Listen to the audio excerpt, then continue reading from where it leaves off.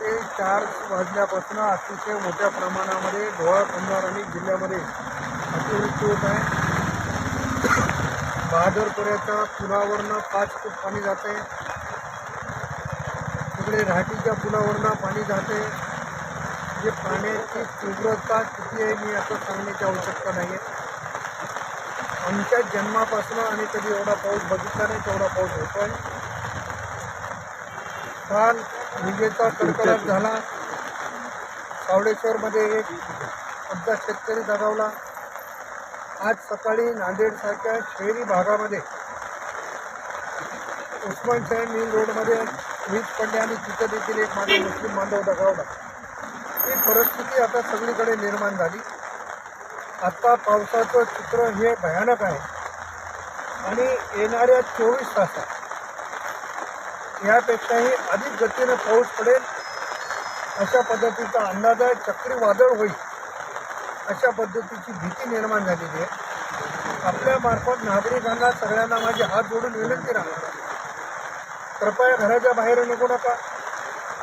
कितीही महत्त्वाचं काम असेल तर टाळा आणि आजची स्वतःचं संरक्षण करा. सकाळी 4 वाजल्यापासून मी तहसीलदार, आमचे CO, पोलीस अधिकारी एकमेकांच्या संपर्कात आहोत. प्रत्येक गावातून फोन येतो की माझं घर पडलंय, माझ्या घरात पाणी गेलंय, माझं धान्य भिजून गेले. ते सगळं खरे असतं. ज्यांचं घर गेलं त्यांना घर देता येईल, धान्य गेलं त्यांचं धान्य देता येईल, पण जीवितहानी झाली तर ती कोणी निर्माण करून देऊ शकत नाही.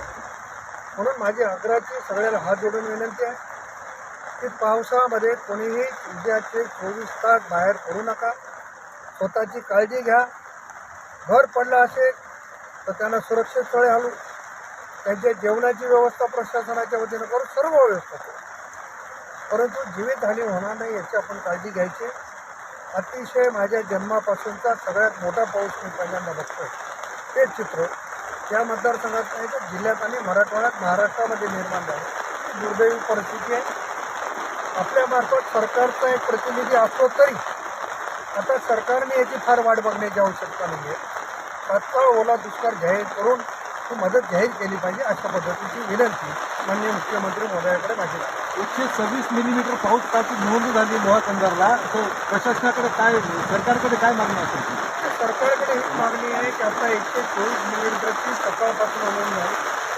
मागच्या 29 तारखेला 6 तासामध्ये 284 मिलीमीटर पाऊस झाला आणि होत्या तो नव्हतं करून टाकलेलं आहे. आता शेतकऱ्याच्या हातामध्ये काहीच नाही आहे.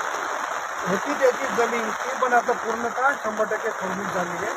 पिकाचा विषय नाही आहे, अन्नधान्याचा विषय नाही आहे. आता तो जगला पाहिजे याच्यासाठीचा तात्काळ उपाययोजना करणं आवश्यक आहे. साहेब, लोहा कंधार तालुक्यातील एका शेतकऱ्यानं आता आत्महत्येचा प्रयत्न केला आहे. साहेब, शेतकऱ्यांना काय आवाहन करणार आता? शेतकऱ्यांना, कष्टकऱ्यांना आपल्यामार्फत हात जोडून विनंती आहे की आत्महत्यासारखं टोकाचं पाऊल उचलून काही उपयोग होणार नाही. आत्महत्या केल्यामुळे आपला परिवार पण उघडा पडेल. आपल्या परिवाराची बाजू सांभाळून घेण्यासाठी शासन पूर्णपणाने मदत करायला तयार. आम्ही लोकप्रतिनिधी म्हणून त्यांच्यासोबत आहोत, परंतु या टोकाचं पाऊल कोणी उचलू नये अशा पद्धतीची विनंती सर्वांना नम्रपणाने. ओके.